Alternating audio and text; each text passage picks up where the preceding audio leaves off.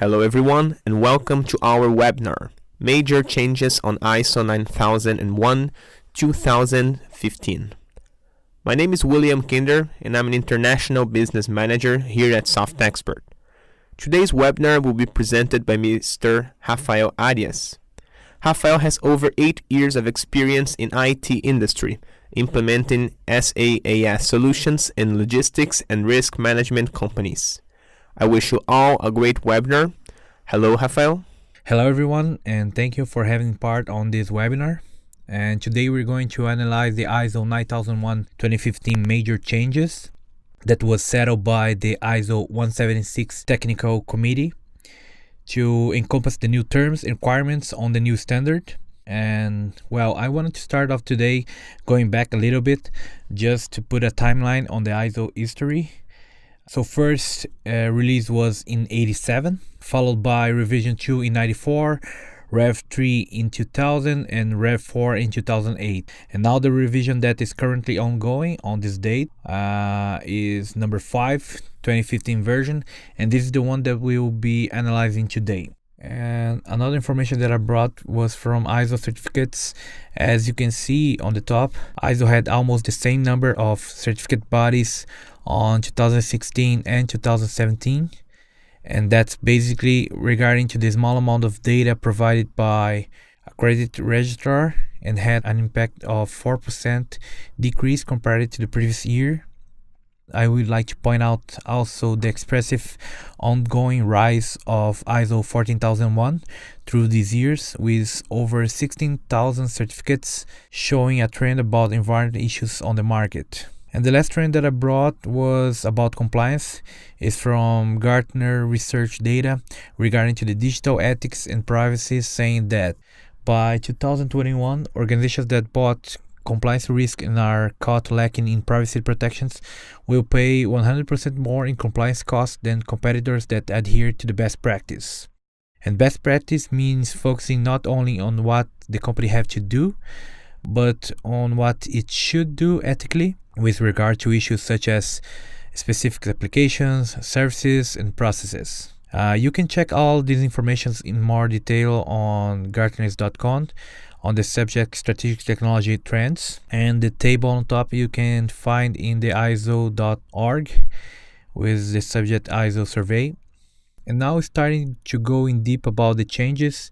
The NXSL is the document that really have the major effect on the standard, grouping a 10-clause structure with scope, normative reference, terms and definitions, context of the organization, leadership, planning, support, operation, performance evaluation, and improvement.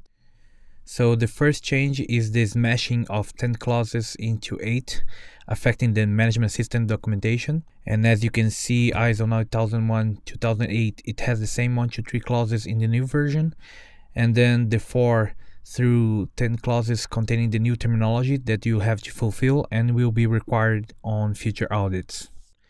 And here we have over 300 requirements that are distributed on 28 subclauses, and the majority of them we will find under clause 8, operation.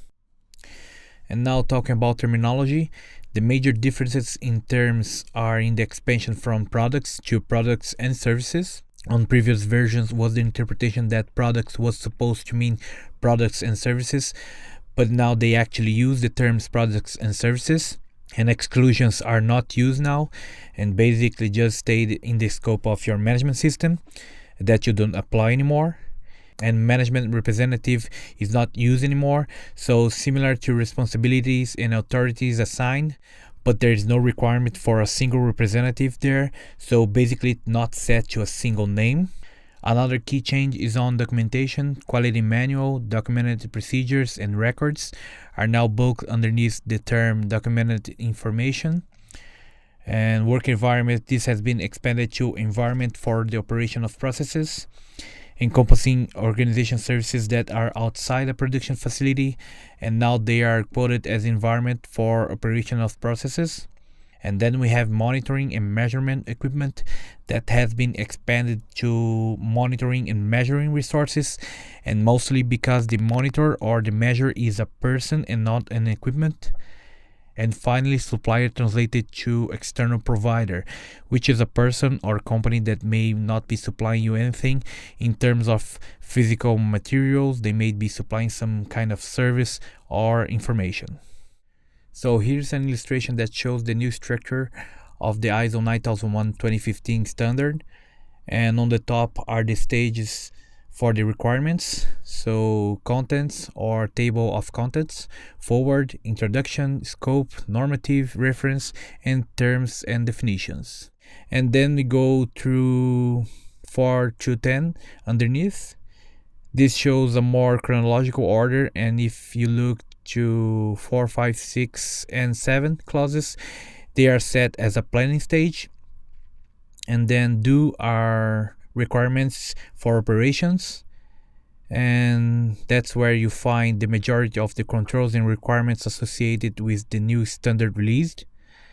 And clause 9 is where the processes come into play, and clause 10 is act, connecting with improvements. And here at the bottom there is Annex A and Annex B. These are both informative sections that are used for clarification of terminologies and concepts. Well, there's also the management principles changes that goes from 8 to 7 management principles with few changes there. First, on the new version, we keep the focus on the customer, encompassing needs and expectations. And principle 2 is leadership. That does not change at all from 2008.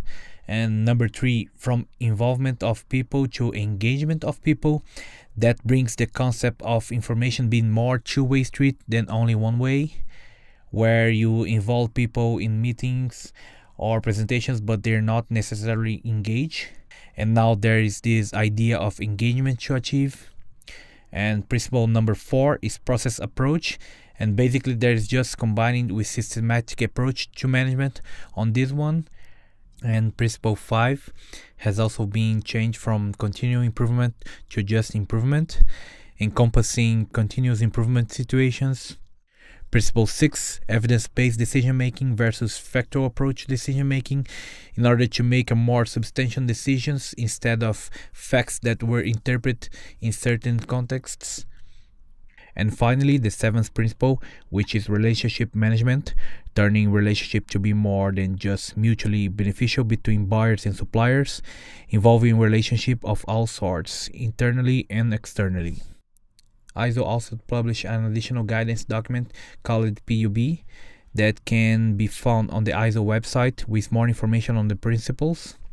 You can go there and check for more details on all the principles.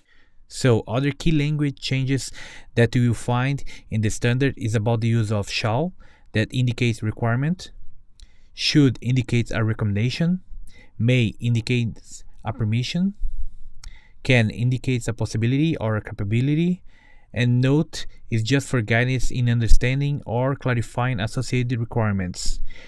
And we separate the word shall from the others because the other ones are not requirements and cannot be used for non-conformities, but they are available to put concerns and weaknesses on evidence and ideas for improvements. Be aware of these 4 terms in the bottom because you shouldn't be writing non-conformities or corrective actions using them because they are not requirements. And here ISO also included a diagram of single process dealing with sources of inputs, activities, outputs, and receivers of outputs. This is a representation of the elements of a single process and specific controls for clarification and understanding. And now fundamentals and vocabulary. So they were provided by the US tag to the ISO TC 176. And interest party is anyone who can be affected by, or believe that they are affected by a decision or an activity, and can be a person, group, or organization that has an interest or a stake in a decision or activities. Effectiveness refers to a degree to which a plan results or desired effect is achieved. Risk is the effect of an uncertainty on expected results. And risk-based thinking refers to a set of activities and methods that organizations use to manage and control the many risks that affect the accomplishment of objectives. Competence means being able to apply knowledge and skills to achieve results. Provider is a person or organization that supplies or provides products or services, and they can be either internal or external. Output is the result of the process and can be either tangible or intangible. And I would like to highlight that ISO 9001 brings 4 generic outputs that are services, software, hardware, and process materials. Information is basically meaningful data. Documented information is the information data that must be controlled and can come from any source and can be in any format. Information system is the network for communication used by the companies. Verification as a process that uses evidence to confirm that specific requirements that have been met. Validation is a process that uses evidence to confirm the achievement of requirements. Corrective action are the steps to eliminate causes of non-conformities in order to prevent recurrence. Now let's dig into the changes. Clause 4, context of the organization. So the primary change is in the item 4.1, determine internal and external issues. Here are the internally and externally issues relevant to the strategic directions of the organizations and the ability to achieve intended results, focusing on things that affect intended results. Clause 4.2, identify the relevant interested parties and their relevant requirements. So who are the interested parties that you need to satisfy and what are the requirements associated with them? Clause 4.3, you must determine the boundaries and applicability to establish the QMS scoping considering external and internal issues, requirements of relevant interested parties that we just talked about, products and services that are going to be within the scope of your QMS. Our requirements apply if applicable.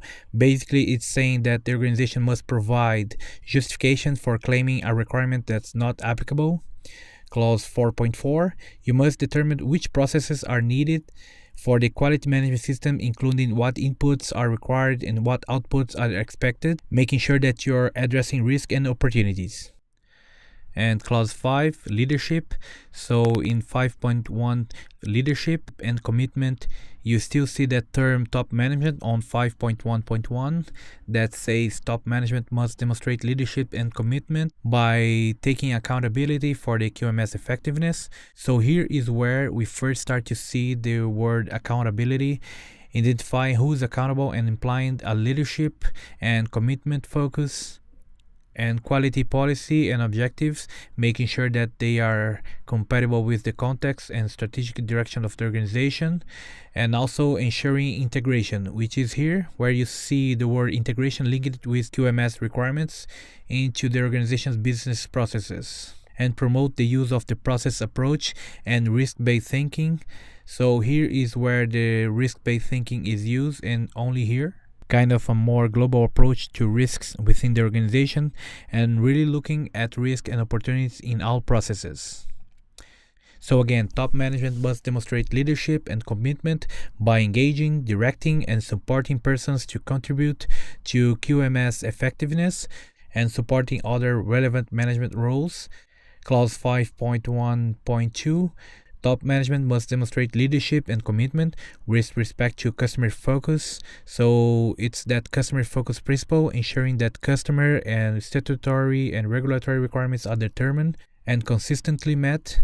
So communication does not equal understanding, and this is where understood is brought in with the term consistently met and making sure that you are meeting the ever-changing customers and requirements.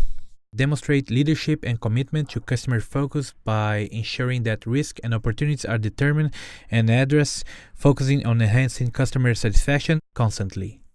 So 5.2, this is where there's an explicit requirement for quality policy to be communicated, understood, and applied. Basically, it's saying, show me how you execute quality policy and also all the roles in that quality policy. Clause 5.3, so there's an explicit requirement for relevant roles to be assigned, communicated, and understood. So what you expect of their responsibilities and authorities, you have to ensure that there's understanding that they are in a relevant role and what is expected from them.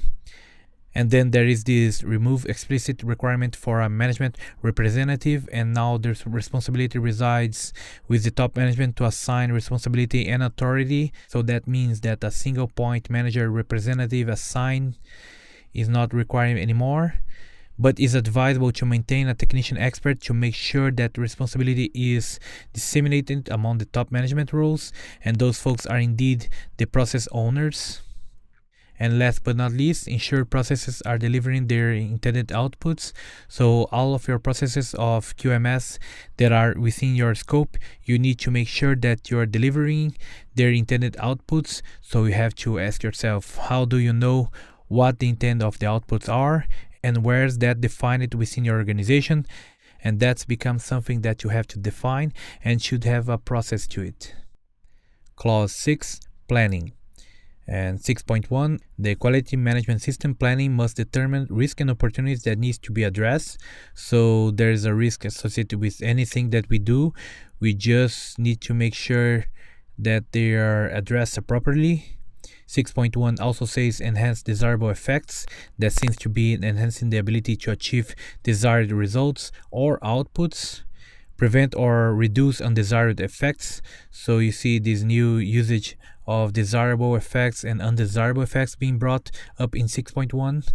And 6.2, objectives in planning should be established for processes that are relevant to the quality management system. All of the QMS processes that you identify in the scope at clause 4, you should determine objectives for each of those. Objectives should be monitored, communicated, and updated. Planning how to achieve quality objectives.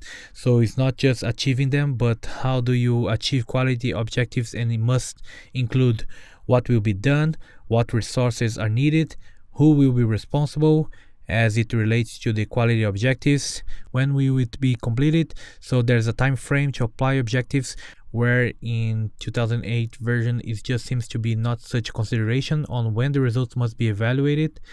6.3, changes in the QMS should be carried out in a planned manner. So these changes seems more in an overview of changes in the QMS and should be considering availability of resources, allocation or reallocation of responsibilities and authorities. So when you make a change, you should consider the planning needs on the QMS and its processes and all documented information. So what is going to happen when you change your documentation procedures, how organization knowledge changed, what needs in terms of knowledge. For example, you may have an obsolete product, you don't need that knowledge anymore, or a new product or service that you need to bulk into organization knowledge. 8.1, operation planning and control. Requirements for products and services, A21B and A24. Design and development changes, 836. Product and services provision, 856. Internal audit, this is 922. So what changes are connected, or when something changes in your management system, how does that affect internal auditing? Same thing for management review, 832B and 833B. And non-conformity as a corrective action. And that's all the touch point in standard where there are clauses that connect to these changes. Clause 7, support. And 7.1, determine and provide adequate resources to establish, implement, maintain, and continually improve QMS. And resources consideration now includes capabilities and constraints of internal resources. It may be technical knowledge constraints into how to manufacture products or conduct services on one particular way. Needs from external providers, so you need to consider what needs do you have and when you need to rely on an external provider. Here you're going to have a personal needs and infrastructure being machine, equipment, and communication. Moving on to environment for the operational processes, considering the interaction between physical factors. If there are social factors that have an effect on your desired results or outputs of your process, you might be considered. Physiological, like stress reducing, burnout prevention, and emotionally protective. Physical, such as temperature, heat, humidity, light, airflow, hygiene, and noise that affects the people and the processes. Monitoring and measuring resources. So here's where resources must be suitable and maintained and must retain records of evidence of fitness for purpose. Organizational knowledge shows resources considerations. So what kind of knowledge does the organization needs and what is required to ensure the operation of the processes of the QMS? Achieve conformity of products and services, and how do you maintain that organizational knowledge, and how is that knowledge made available as necessary to those individuals within the organization? Clause 7.2, competency. This is under the organization's control, so it doesn't have to be an employee, affecting performance and effectiveness of the QMS. So kind of lays the scope in terms of competency. People needs training or more experience, or you could hire someone that is experienced and that individual have more competence to do the job. And moving on to 7.3 is awareness. Under the organization's control, are aware of quality policy, relevant quality objectives. And again, just be aware of the relevant objectives. Have to be aware of benefits of improved performance. So when the organization is improving its performance, and what are the benefits, and that might be a bonus or some other payout structure to the customer or the other interested parties. The implications of not conforming. This doesn't mean that you're going to get fired or having to go to the manager's office, but this is what are the implications and results if you do not conform. The impacts, implications, and how severe the results. Again, it does not say non-conforming product, it says not conforming. So it's more a holistic approach of the processes. So clause 7.4, communication must be determined. Again, both internally and externally. So what will be communicated, when to communicate. So it's clearly stated who, what, when, where, why, how, that sort of thing, as it relates to the communication both internally and externally. So that is something that is brought into the QMS. And 7.5, the QMS shall include documented information required by the standard. And here's only 3 explicit notes that are scope of the QMS, which is clause 4.3, the quality policy, which clause 5.2.2, and quality objectives clause 6.2, that basically says maintain document is all you have to do unless you determine that there is a need for other documents to be created, or your customer requires, or some other interested party requires you to have additional documentation. But those are the 3 main policy objectives in terms of explicit stated traditional document procedures or traditional documents. So there's no requirement for a quality manual at all. And there are some enhancements for creating and updating document information. For example, title, date, author, reference number, language, software version, graphics. So really creating and updating documentation, making sure that your documentation is adequately protected from loss of confidentiality, loss of integrity, or improper use, and if the records are protected from alterations. Clause 8, operation. We've got operational planning and control requirements for products and services. 8.1, we've got general and broad requirements for operational planning and control that goes beyond the product's indoor criteria. Like B, there are explicit requirements to establish criteria for QMS processes that were identified in the scope, or in 4.4, you need to establish the criteria needed for products and services in addition to the traditional specification. And E, documented information to the extent necessary to have a confidence that processes have been carried out as planned. So it doesn't say that the products and services have quality nature, but that the processes within your QMS have been carried out as planned, and they would be validated through meeting criteria that you've set up for those processes. 8.2, which is the requirements for products and services. On 8.2.1, explicit requirements for communication with the customers, that includes establishing specific requirements for the contingency actions that are relevant. So when something goes wrong, what are the contingency actions? And it doesn't necessarily say contingency plan, but contingency actions. So the ability to meet the defined requirements in 2008 version now states on 8.2.2b, can meet the claims for the products and services it offers. So if you have a specific claim that the product does something unique or your services have a certain quality, so it used to be the ability to meet the defined requirements, but now can you meet the claims? There's this new approach on this clause. And moving on, the review shall be conducted prior to the organization's commitment to supplier products. So now it states at 8231, the organization shall conduct a review before committing to supply products and service to the customer. So instead of prior to, there is this usage of before committing to. The new standard in that section, clause 8.3, going into the design and development, aligning with the processes. So 8.3.2 is planning more on the side of a process-based approach, going through planning followed by inputs, controls, outputs, and changes. The layout in a way that seems more process-friendly. Planning has been expanded to consider internal and external resources needed and interfaces between persons involved, involvement of customers and users. So this is something that's also very new, which is involving your customer and even the end user of your products or services in the design and development processes. 8.33, design and development inputs include standards or codes of practice that organization has committed to implement. Moving on, 8.3.4, which is the combination of requirements of design, development, verification, and validation. They used to be split up in 2008, and now they're kind of pulled together and called controls. So verification needs to ensure the outputs meet inputs requirements, and validation ensures specified applications or intended use of requirements are met. So it's really your responsibility as organizations to understand the intended use of your products and services in the eyes of the customers.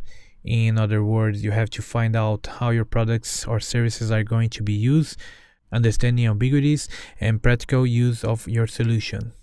So 8.35, the design and development outputs must be adequate for the subsequent processes.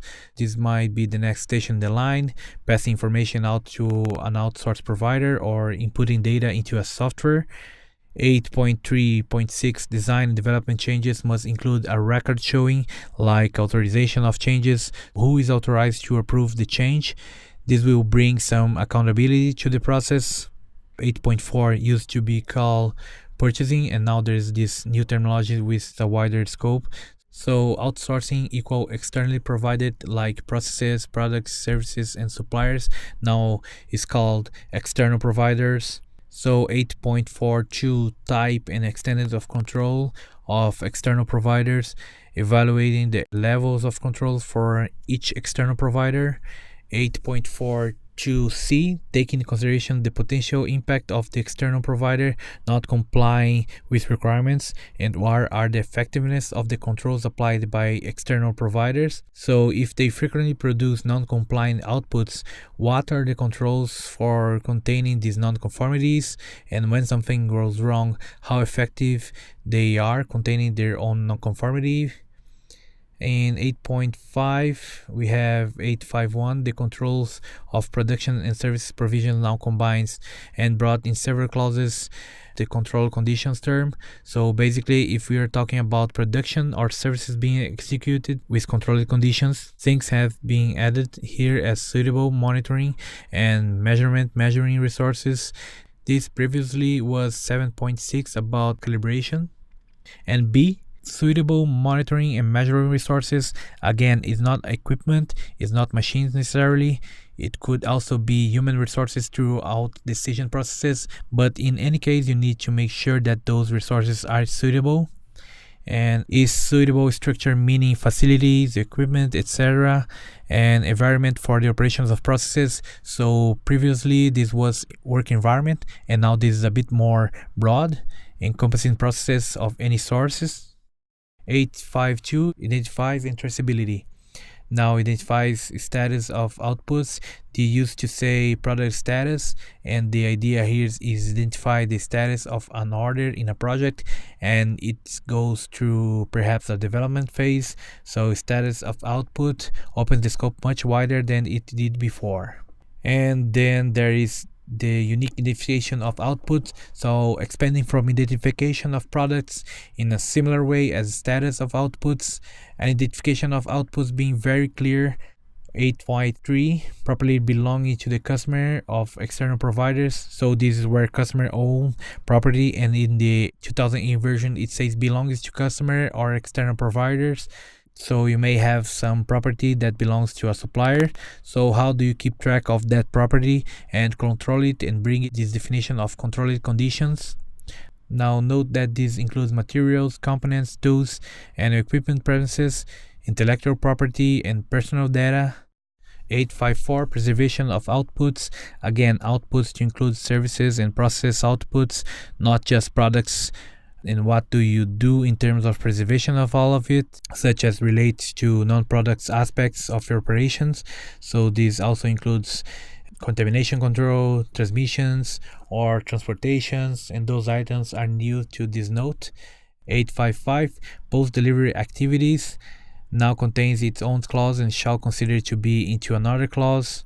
In post-delivery activity, now B should consider potential undesirable consequences once the products or services has been delivered and what could go wrong. And C, nature, use and intended lifetime of products. Some controls of your operation is considering and understanding the nature of the use and how long the products should be used. So this includes warranty, contractual obligations, maintenance services, recycling, or final disposal. So all these additional activities are considered in the operational control. So clause 8.6 release of products and services.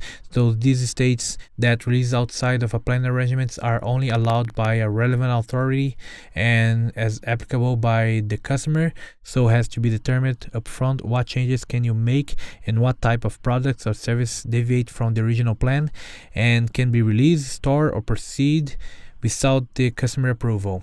And now moving on to the clause 8.7, which expanded from control non-conforming products in 8.7.1, control non-conformity outputs. So it's expanded from products 8.7.2, says a record must identify authority who decides the action in respect to the non-conformity.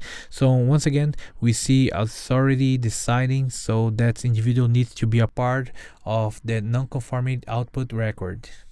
And now we move on to clause 9, performance evaluation, and 9.1, what needs to be monitored and measured along with the methods used to ensure valid results, when the monitoring and measurement must be performed, when results shall be analyzed and evaluated, and customer satisfaction. So monitoring of customer perceptions can be more broader information and does not mean that it must be included, but it opens the opportunity to do this like customer surveys and feedbacks, meeting with the customers, market share analysis, compliments, positive or negative are perceptions, so warranty claims and dealer reports. So all these are resources for customers' perceptions that should be monitored, measured, and analyzed when possible. And analysis results must be analyzed and evaluated at minimum at the range of products and services. So this states, so not just if the customer is satisfied, but on what degree. And it needs to continue to improve the quality management system. So how is your QMS performing? If planning has been implemented effectively, where have you done well? And effectiveness of actions to address risks and opportunities. So not just evaluating actions in quantity, we are talking about quality here. So how effective your actions have been. 9.2, now we are getting to auditing. There was a statement here that says auditors shall not audit their own work, and that statement now is gone. Now the auditor can audit his own work, they just have to be impartial. And 9.3, management review, ensure that QMS aligns with the strategic directions, and management reviews inputs shall be planned and carried out taking in considerations relevant external issues, internal issues, what issues are relevant, and information including trends in quality objectives, non-conformities, and performance of external providers, and the adequacy of resources. So here you ask yourself, how adequate are your resources after the management review meetings? Do we have the adequate resources in order to fulfill the goals and objectives that we have for our company or processes? Another change is the effectiveness of actions regarding to the risk and opportunities. So again, not just saying how many actions do we have or how many corrective versus the preventive actions that we have, but this is how effective our actions have been regarding to getting ahead of the potential non-conformities. And management review outputs include decisions and actions related to the need for change. Clause 10, improvement. So this is new because in addition to 10.3 continuous improvement, we have this overarching improvement clause. So determined and selected opportunities for improvements to address future needs and expectations, focusing on reducing undesired effects. So how we got about reducing things that are bad, that we don't want in our processes, and it's our business improving its performances. For example, breakthrough changes, innovation, reorganizations. So these are all new elements of this new clause 10.1. Non-conformity is in 10.2. We are not talking about non-conformity for just product, but it across the company. Anything where you have to undesired situations or unexpected output, situation that you have to take action to control and correct. So basically this is a containment. Whatever the consequences to the non-conformity are, you have to deal with them. Continuing, we have to act eliminating the cause or the causes so it does not reoccur or occur elsewhere. Determining if there are similar nonconformities or that could potentially occur. And update risk opportunities, for example, implementing on the SWOT analysis. And 10.3, you must continually improve the quality management system to make sure that it's suitable, adequate, and effective. So this kind of alignment between EMS standard and ISO 14001. So is the QMS suitable, adequate, and effective? And you must consider the following results of analysis and evaluations, and also the outputs from management reviews. So wrapping up all the changes, there are the pros and the cons. So the pros, the new standard is very flexible, and there's a lot of new requirements for services organizations, and they set the focus on risk and integrations of various systems, and how those are connected with the business strategy, along with the accountability pinpoint and the customer focus. So on the other side, there is some space for cons about the generic terms and may confuse the auditor as well as the companies that they are implementing the context of the organizations. And the other con is about the records. They use now the term retain. So anytime you see the word retain, you gotta go searching for the retained document information. And now there is no more management representative. So who's going to be the leader? And this will be a little hard to set an interpretation. In summary, results are achieved through systematic approach and must be management driven and basically more top to bottom initiative versus from the bottom to top ideas. Needs change, so you need to stay focused on customer needs and requirements. And the new structure may create some growing pains when organizations will have to move towards numbering documentations, aligning with the new 10 items structure. And finally, the ISO 9001-2015 is based on the 7 quality management principles instead of the 8 like it was before. And there are several significant changes with the terms and definitions that you have to be aware. Well, having all of this in mind, we suggest to start the implementation plan, pointing out the gaps between your system and the new requirements on the ISO 9001-2015. We also advise you to look at the dates and schedules with your registrar for transitions audits to help you drive through the changes and the adaptations to the new standard. Well, we hope this content gave you a hand on looking into the new changes on the ISO. And we hope to see you soon on the further webinars. And thank you, everyone, and goodbye. Thank you, Raphael, and thanks to all of you who took part in this presentation. If you have any questions or would like to get in touch with Mr. Arias, please contact him by email. For more webinars, please visit our website www.softexpert.com. See you next time.